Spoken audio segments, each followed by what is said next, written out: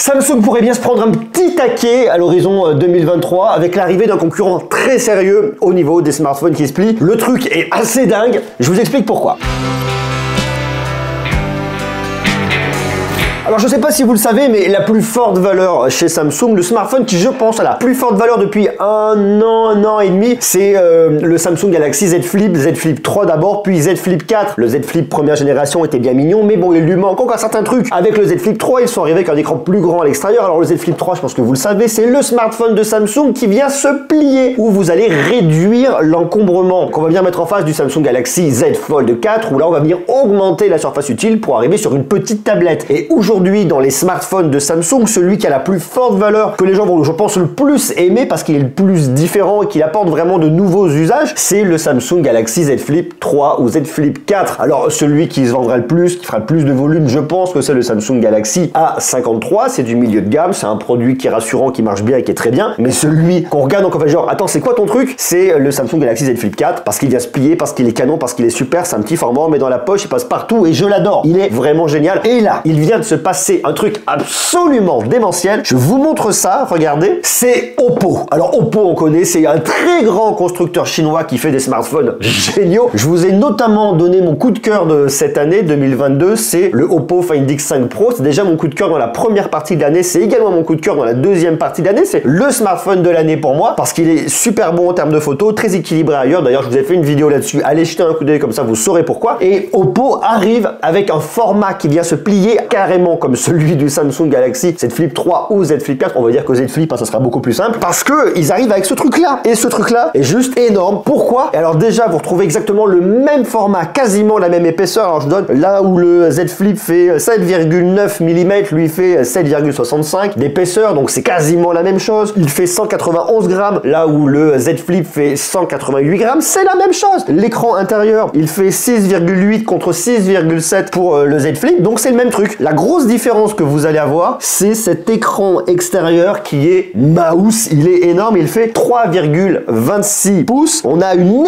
énorme diagonale et je trouve que le truc qu'a vraiment bien fait ici Oppo, c'est de faire le choix de mettre un grand écran là où Samsung vous met un petit écran de notification. Et c'est ça qui va tout changer parce que quand on va venir choisir un smartphone, alors Samsung ça reste le leader, ça reste la marque forte, ça reste la marque qui rassure, ils ont un peu d'avance, mais pour autant Oppo c'est un géant en Chine qui est arrivé il y a quelques années en France et qui est moins connu fatalement que Samsung, mais qui pour autant est extrêmement sérieux et le montre une fois plus parce qu'ils l'ont présenté ce produit-là à InnoDays. Alors InnoDays, je vous fais très court, c'est le temps fort de l'année de Oppo. Ils viennent montrer leurs innovations. Alors ils ont montré une nouvelle puce, la puce Mari Silicon Y, qui est là pour l'audio, qui a l'air d'être vachement intéressante. On verra ça l'année prochaine parce qu'il sera, je pense, intégré dans le Find X6, Find X6 Pro, Find X6 Pro, je pense d'ailleurs. Ils ont également présenté un produit plus pour la santé connectée. Ils ont présenté deux produits, le Find N2, c'est celui-là. C'est un smartphone qui ressemble un petit peu plus au Galaxy Z Fold 4. D'ailleurs, je vous avais déjà présenté le Find N début d'année 2022, qui était un smartphone très cool. J'aime beaucoup le format parce que carré, très différent par rapport au Galaxy Z Fold 4. Je trouve très agréable à venir utiliser. Donc, c'est un très joli produit. Et puis, la version 2 est aussi à d'être extrêmement canon. Donc, ça, c'est cool. On le voit d'ailleurs, tout le travail. Ils ont montré différents plans pour voir la charnière, comment elle est fabriquée. Une fois de plus, on retrouve ici un Snapdragon 8 Plus Gen 1. Bon, bref, je vous passe un peu le truc. C'est un joli smartphone. Mais le truc qui nous intéresse réellement, parce que, en fait, il faut savoir que ce Find X N2, il arrivera absolument pas en France. Pas du tout. Par contre, lui, le Find N, c'est compliqué les noms. Find N Flip, je lis mes notes parce que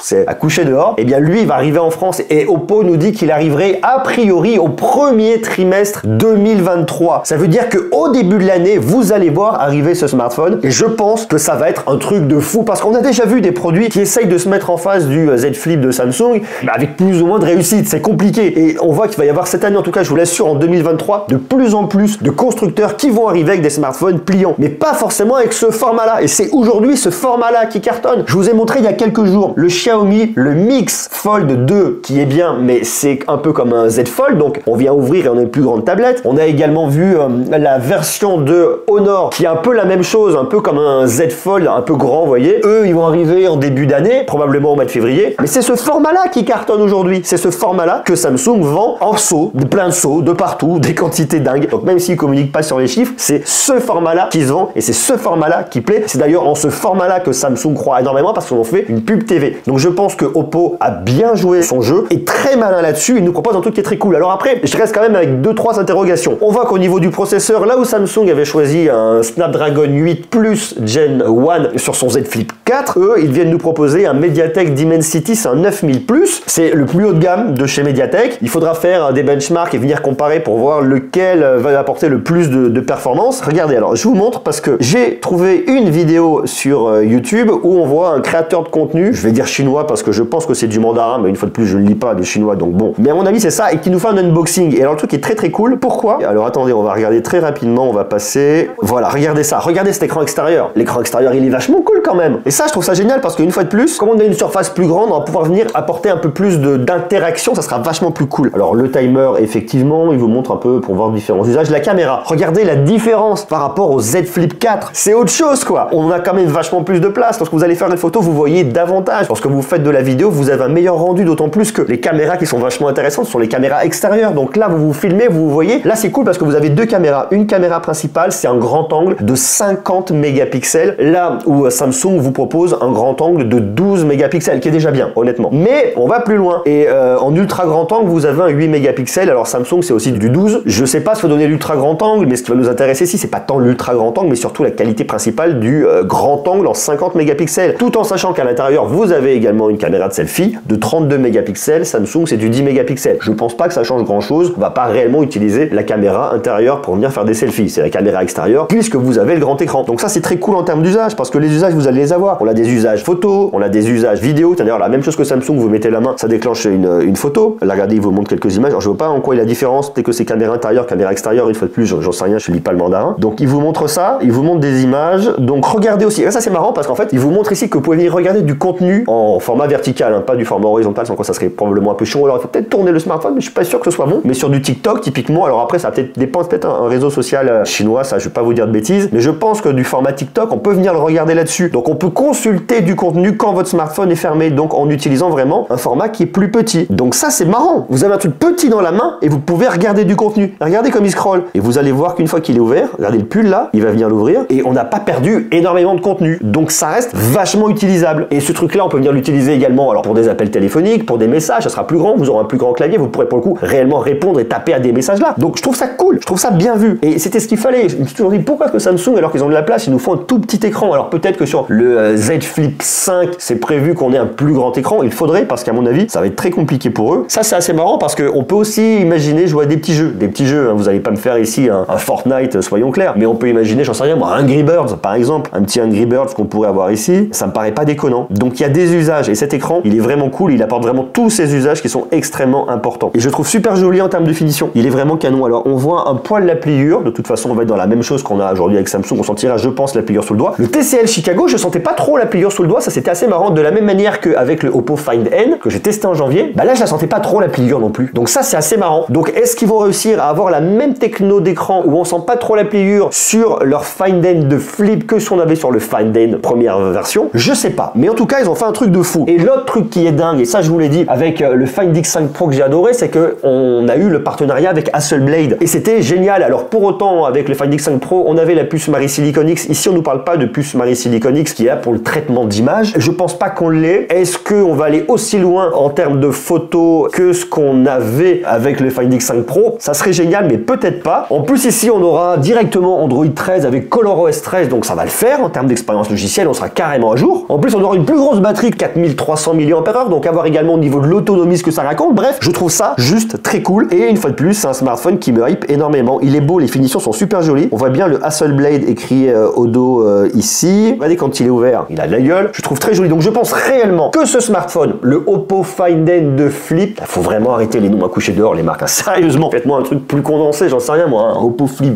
1, Flip 2, j'en sais rien. En tout cas, ce smartphone, je le trouve très cool, très sexy. On tient enfin le vrai concurrent du Samsung Galaxy Z Flip 4. Z Flip 3, Z Flip 4, Z Flip 4. On tient le vrai concurrent. Et ça peut faire très mal à Samsung. Alors après, aujourd'hui, soyons clairs, Oppo est une marque, même si elle est très techno, même si elle est très forte, elle n'est pas aussi forte que Samsung en France et en Europe, mais elle est très bonne, super marque. Et s'ils communiquent vraiment autour de ce produit et s'ils arrivent à le distribuer dans le commerce et que les gens le voient, ce produit-là, il faut le voir. C'est comme le Galaxy Z Flip 4. 4. Je vous ai parlé parce qu'ils ont fait une pub Samsung qui est très forte, qui tourne en télé. Je vous ai fait une vidéo pour vous en parler parce qu'en fait, ce smartphone là, il y a un effet waouh quand on le voit. Si on vous dit ouais, il y a un smartphone qui se plie, ouais d'accord, il se plie, mais si vous le voyez, vous faites ah ouais ok. Et je pense que ce produit là, s'ils arrivent à le mettre en magasin, s'ils arrivent à le mettre dans les bonnes mains et que les gens le voient, ils se diront ah ouais, ça c'est cool et c'est ça qu'il me faut. Et le tarif là pour l'instant que j'ai pu voir, ça serait du 800 €, à peu près 800 € hors taxe. Alors attention, en France, il y a des taxes, hein. La douane, l'importation, le recyclage, la TVA. Donc le tarif, je pense qu'il va monter. Mais à mon avis, Oppo va essayer de le positionner à peu près au même tarif que le Samsung Galaxy Z Flip 4. Oh, je m'en sors plus de ces noms. Donc ça, c'est assez cool. Donc, je pense que le Samsung Galaxy Z Flip 4 va avoir du mal face au Oppo Find N2 Flip. Putain, j'en peux plus de ces noms à coucher dehors. Mais ça va être cool. Voilà. Donc on en reparlera. Je vous embrasse. Prenez soin de vous. Dites-moi ce que vous en pensez, surtout en bas dans les commentaires.